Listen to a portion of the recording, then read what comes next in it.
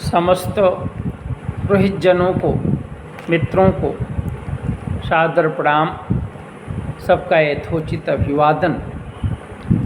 आज हम अपने संक्षिप्त उद्बोधन में कवि कुलगुरु कालिदास द्वारा विरचित रघुवंशम में आगत दशम सर्ग के अंतर्गत एक श्लोक के संदर्भ में अपनी बात रखेंगे। जैसा कि आप सबको विदित है कि विद्या का मूल उद्देश्य होता है विनम्रता का उत्पादन। अगर आप विद्या प्राप्त करने के पश्चात व्यावहारिक जीवन में विनम्रता के साथ उसका प्रतिपादन नहीं कर पाते हैं, उसका संप्रयोग सुनिश्चित नहीं कर पाते हैं, तो आपका विद्यावान होना कहीं से भी सार्थक सिद्ध नहीं होता। इसी आवश्यकता को दृष्टिगत रखते हुए कालिदास जी ने सुंदर एक श्लोक कहा है रघुवंशम के दशम सर्ग में, जिसका उनका मंतव्य यह है, वहाँ पर उन्होंने अपने विचार व्यक्त किए हैं कि जब रानी सुमित्रा अपने दो पुत्रों लक्ष्मण और शत्रुघ्न को जन्म दिया, क्योंकि ये दोनों भाई जुड़वे थे, किस तरीके से तुलना उन्होंने किया है। वो कहते हैं कि रानी सुमित्रा ने लक्ष्मण तथा शत्रुघ्न नामक जुड़वा पुत्रों को उसी प्रकार जन्म दिया जिस प्रकार से भली भांति अभ्यास द्वारा प्राप्त की गई विद्या ज्ञान और विनय की जन्मदात्री होती है। अर्थात अगर कोई व्यक्ति अपने जीवन में नितांत आभ्यासिक होकर के विद्या प्राप्त किया है, तो प्रबोध के साथ साथ ज्ञान गांभीर्य के साथ साथ विनय का आगमन सर्वथा स्वाभाविक है। इसी बात की ओर कालिदास जी ने सबका ध्यान आकृष्ट किया है। वो कहते हैं, श्रुतौ लक्ष्मण शत्रुघ्नौ सुमित्रा सुसुवेयमौ सम्यग् आराधिता विद्या प्रबोध विनयाव्यु। कितनी ऊंची सी बात का स्पष्ट स्थापन उन्होंने अपने इस श्लोक के माध्यम से किया। जैसा कि आप सब पूर्व से ही जानते होंगे, अतीव प्रारंभिक समय में जब हम लोग अध्ययन की प्रक्रिया से जुड़ते हैं तो एक श्लोक प्रायः हम सब ने पढ़ा होगा,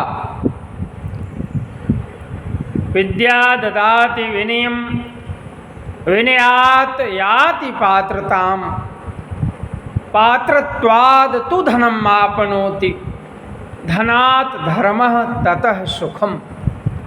अर्थात विद्या विनय की प्रदात्री है।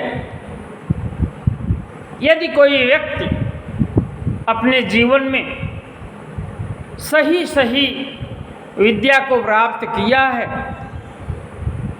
तो तय मान के चलिए कि विशिष्ट नए अर्थात विशेष व्यवहार करने का सलीका उसे सम्यक तरीके से आता है।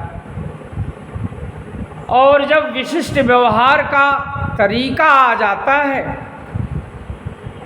तो पात्रता का आना परम स्वाभाविक है।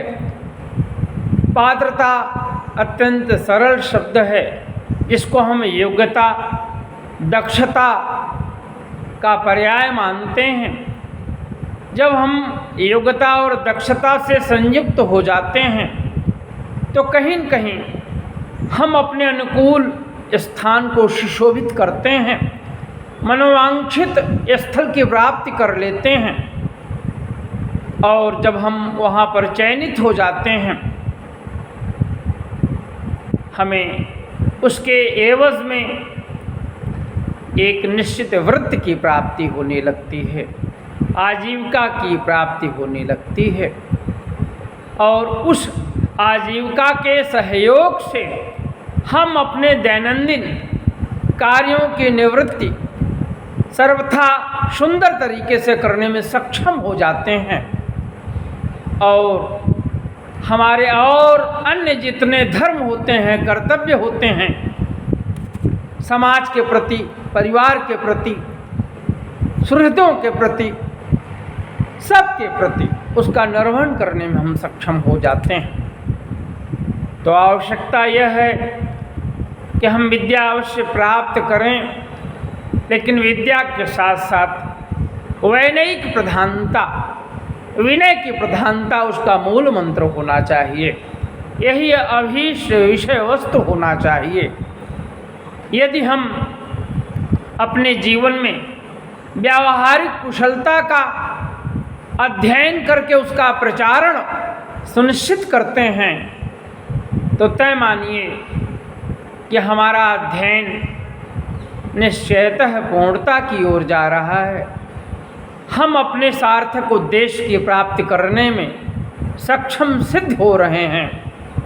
इसलिए आप सबसे हमारी विनती है, विनम्र प्रार्थना है कि हम आभ्यासिक हो करके नितांत विद्या से अपने को संलग्नित करें, अपनी शोभा को उत्कर्ष की ओर पहुँचाएं और सत्यम शिवम सुंदरम की स्थापना करते हुए समाज को सर्वथा स्वप्निल बनाने में अपना महत् योगदान दें।